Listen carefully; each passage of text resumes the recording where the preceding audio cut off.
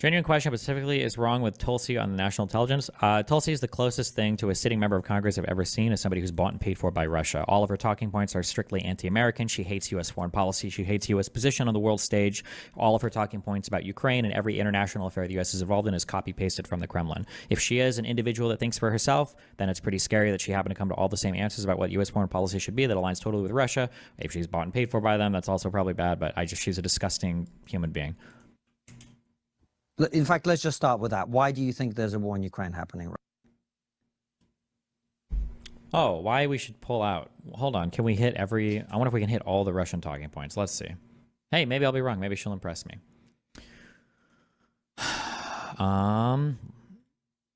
Okay, we have Ukrainians are dying, threat of World War III, threat of nuclear war, something, Azov / Nazis / not sure where our weapons are going, need to fund stuff at home, e.g., or like, because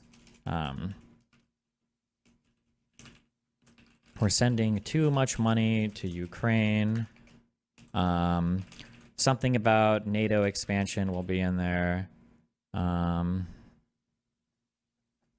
Something of NATO expansion, or we / Ukraine started it. Maybe even something along the lines of like, it was Russia's originally in reference to Crimea. That's like that'll be a bonus one. And then maybe, okay, wait, we'll do 2 bonus ones. We'll do it was Russia's originally, and then we'll do 2014 was a CIA coup because of the Nuland phone call. Okay, let's try these. All right, let's see what we got.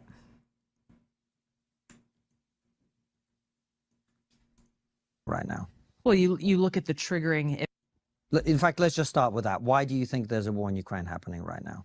Well, you look at the triggering event of Putin's invasion into Ukraine, but you also have to look at the history of NATO and incursion and the expansion of NATO. We got NATO expansion. That played a very real factor in that taking place. In addition to Kamala Harris and others in the Biden administration in the days and weeks leading up to Putin's invasion of Ukraine, basically saying, well, Ukraine needs to be a member of NATO, even though that was not a realistic thing at that given time.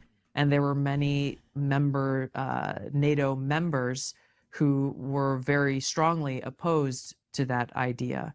And so where do you the think war kicked off? If there were NATO members opposed to that idea, you wouldn't be able to get into NATO, by the way. It has to be unanimous approval, but...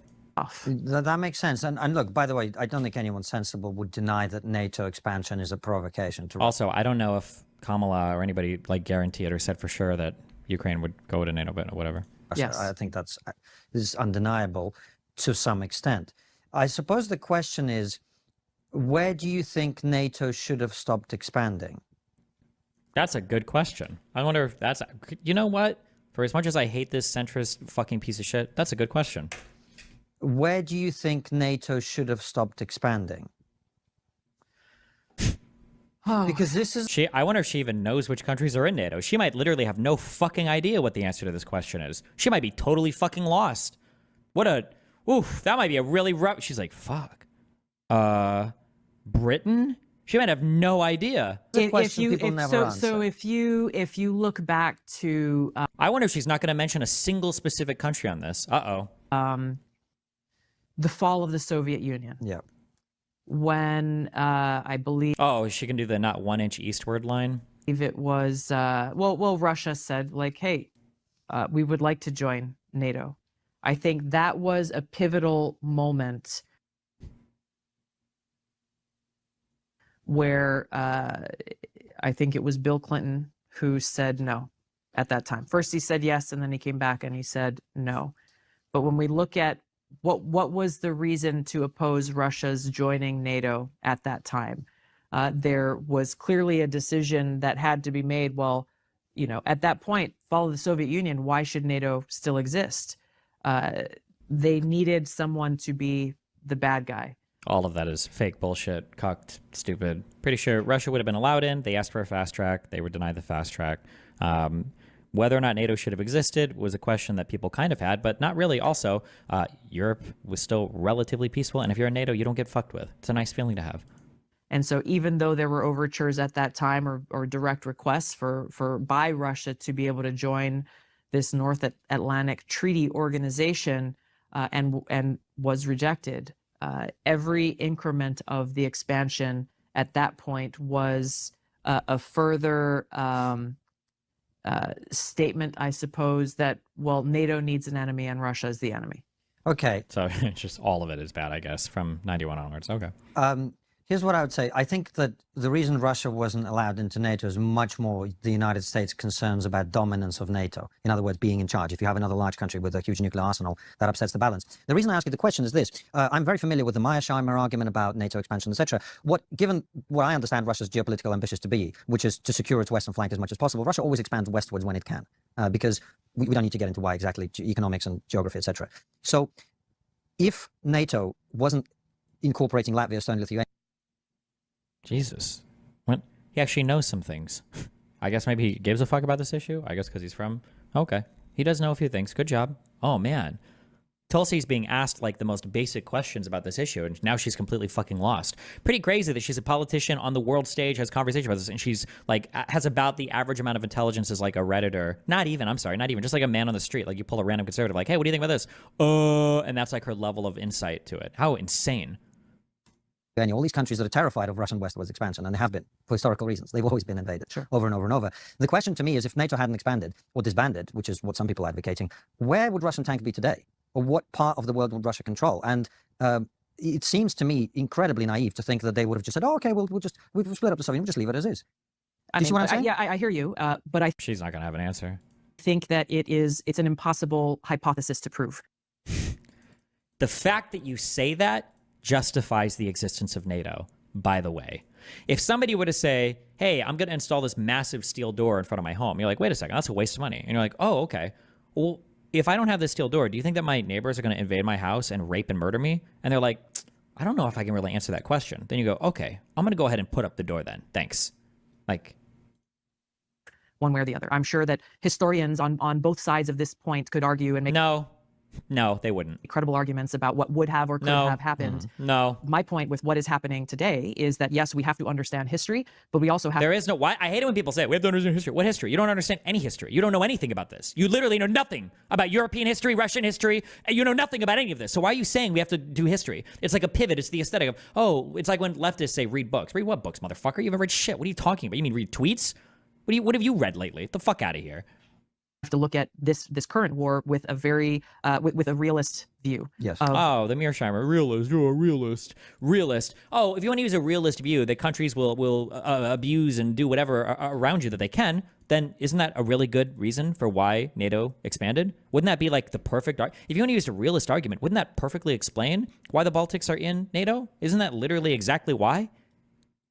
What are Russia's capabilities today? What is the cultural and historical significance of the areas that Russia has tried to take control over or has actually? And what is our continued support of Ukraine in what is essentially a proxy war against Russia?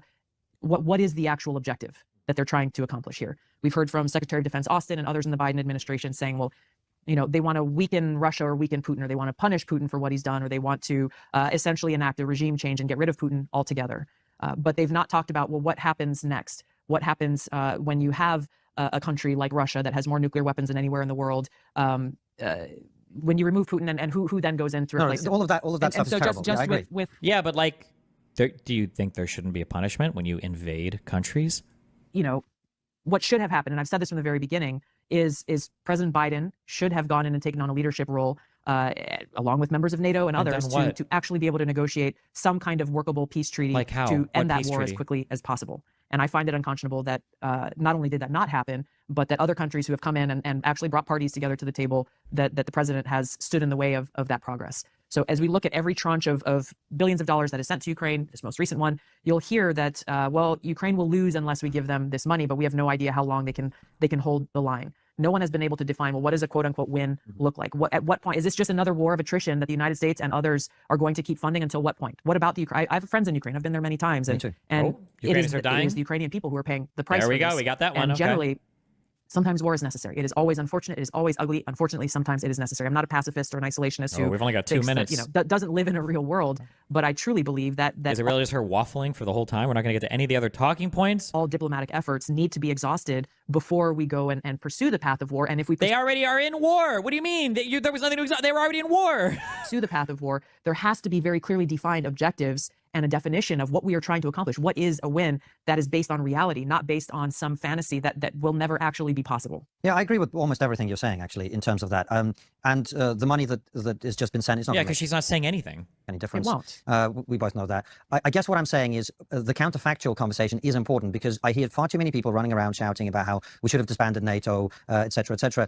And the counterfactual is important because if we had done that, I put it to you, the Russian tanks or influence in some very corrupt form in the same way. Would be all the way back through Poland. They'd be on the German borders. That it was already in Germany and elsewhere, would have been far further west than Ukraine, right? So containing Russia, I would say, is a necessary thing. How you do that, we haven't done it very well or very skillfully, and we've made mistakes. But the idea that we could have just, disband NATO or not expand into Latvia, Estonia, Lithuania, Poland, etc., I think it is not considering the alternative sufficiently. Here's the problem that I have is that she would never agree to that. She can't possibly do that with Russian fucking.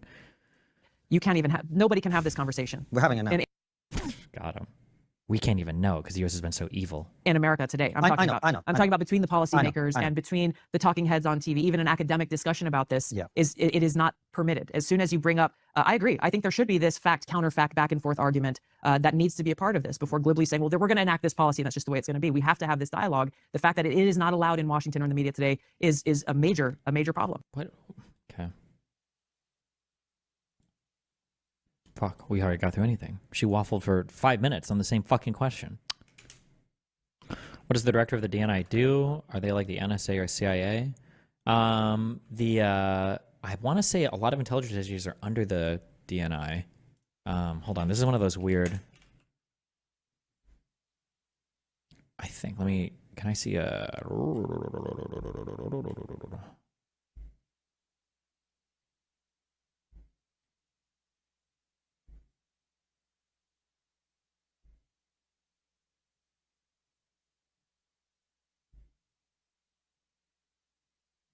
Give me the goddamn charts.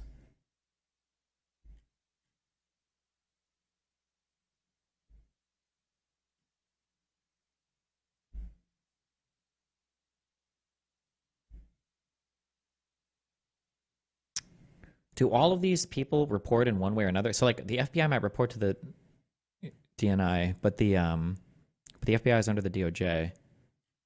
I'm trying to think. It might be a weird.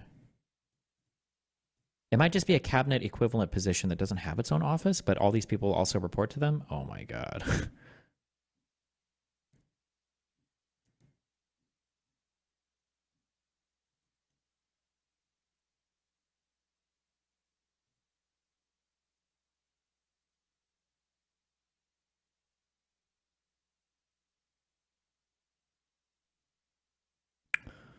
Trump would adjourn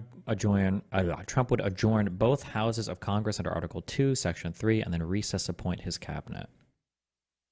I'm not sure how recess appointments work, but I do know that he was supposedly looking for people that were cool with recess appointments, which would be pretty not good.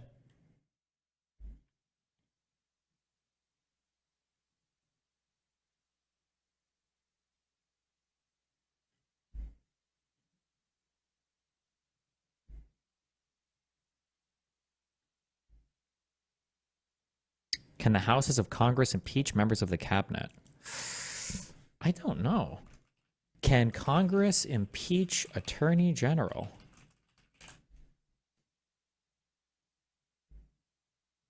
Yes, I believe you can.